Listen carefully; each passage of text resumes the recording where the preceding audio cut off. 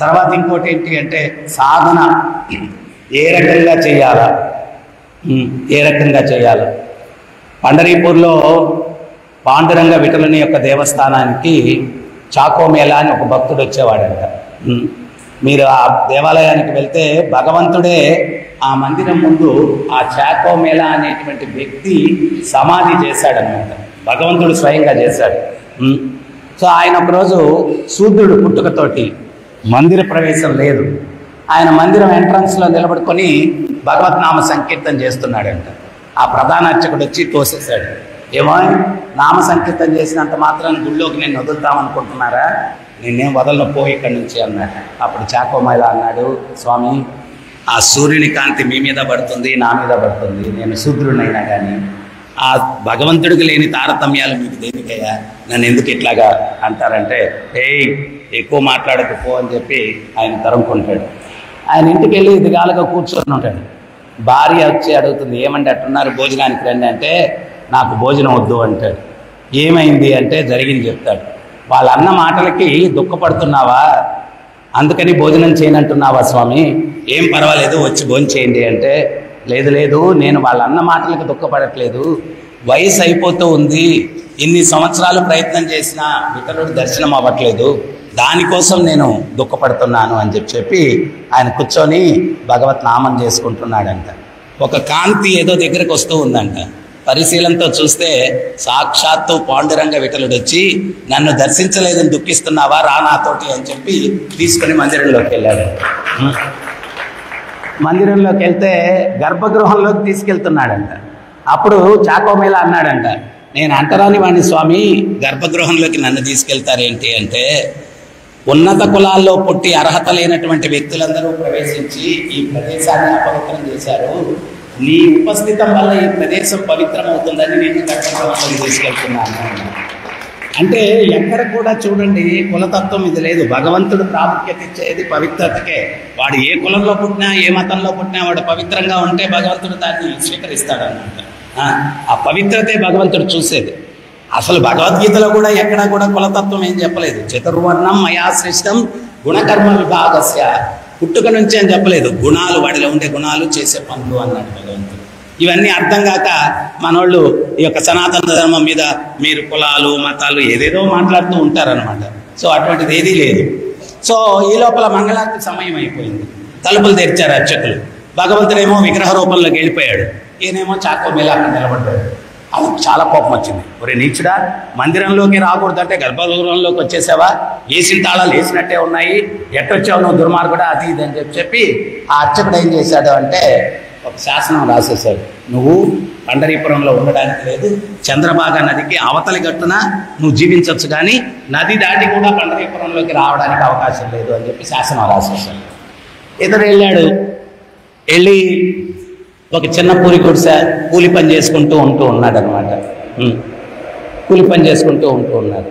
ఒకరోజు భార్య ఈయనకు భోజనం వడ్డిస్తూ ఉంటే భక్తుడిని చూడలేదనే విరహంలో భగవంతుడు వాళ్ళ ఇంటికి వచ్చేసాడు.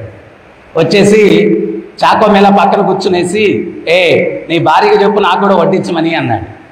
అంటే ఈయన చూసి ఆశ్చర్యపోయి, స్వామి మీకు మందిరంలో పంచభక్ష పరమాణాలు పెడతారు, నేనేదో గంజి అది తాగుతాను, నా పక్కన కూర్చొని భోజనం వడ్డించమంటున్నారు ఏంటంటే, చెప్పవయ్యా నీ భార్యకు అన్నాడు.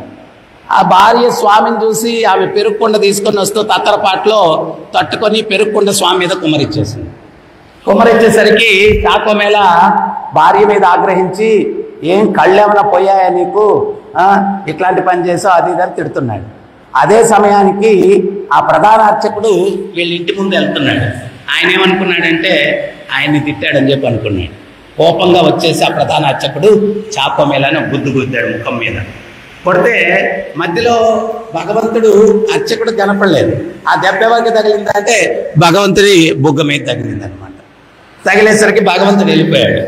ఈడన్నాడు, నా జోలికి వచ్చావంటే నెక్స్ట్ టైం చంపేస్తాను, నిన్ను ఏమనుకున్నావో ఏమో, పిచ్చి పిచ్చి మళ్ళీ మాట్లాడతావా అని చెప్పని కోపంగా వెళ్ళిపోయాడు. మందిరంలోకి వెళ్ళాడు. వెళ్తే భగవంతుడి విగ్రహం దవడ ఎర్రగా కందిపోయి ఉందంట, వాచిపోయి ఉందంట. అది చూసి స్వామి ఇదేంటి, ఎవరి అపరాధం చేసింది అది ఇది అన్నాడంట. ఎవడైనా కానీ అపరాధి వాడిని శిక్షించాల్సిందే, ఎవడి అపరాధం చేసింది అన్నాడంట. ఖచ్చితంగా శిక్షిస్తావా అన్నాడంట స్వామి.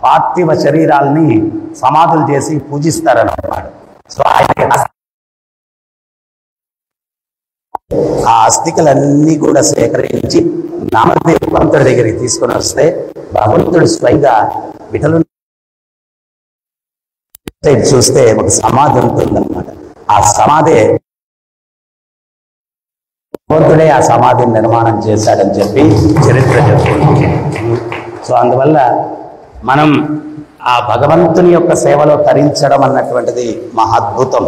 అది మన జన్మ ధన్యమవుతుంది. సో అందువల్ల మీరందరూ కూడా మాలలు తీసుకోండి, భగవత్ నామం రోజు చెయ్యండి. మీరు ప్రతిరోజు మందిరానికి రాలేకపోవచ్చు. ఉదయం స్నానం చేసి భగవత్ నామం చేసి మీ రోజు ప్రారంభించండి. మంత్ర అంటే మన్నంటే మనసు, త్రా అంటే మనసులోని కల్ముషాలను తొలగించేటువంటిది. ఎప్పుడైతే మంత్ర జపం చేస్తారో మీ మనసు ప్రశాంతమైపోతుంది. మీ జీవితంలో జరిగే ఆటుపోటు కనిపించింది, ఆలోచిస్తారా అక్కడికి వెళ్ళిపోద్ది. ఒక 500 అంత ఫాస్ట్గా స్వీకరించేటప్పుడు ఎన్ని 500తో పోలిస్తే భగవంతుడితో సమానం అవుతుంది. ఆ భగవంతుడు మీ జీవితంలోకి వస్తానంటే ఎందుకు నిర్లక్ష్యం చేస్తారు? సో అందుకని శుభశ్చ శీఘ్రం ఈ రోజు నుంచే మొదలు పెట్టండి. మళ్ళీ రేపు పోస్ట్పోన్ చేసింది చాలు. పోస్ట్పోను ఆ నామాన్ని జపించి ఆనందించి తరించండి. హరే కృష్ణ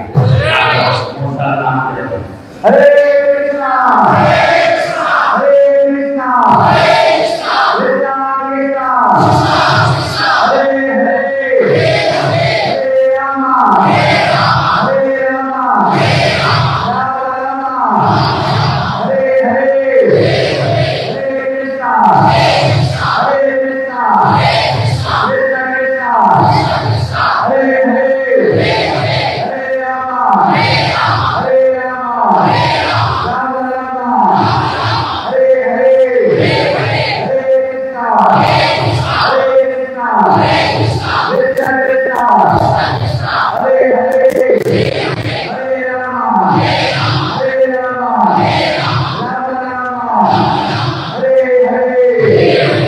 ప్రతినిత్యం జపించండి, ఆనందించండి. హరే కృష్ణ.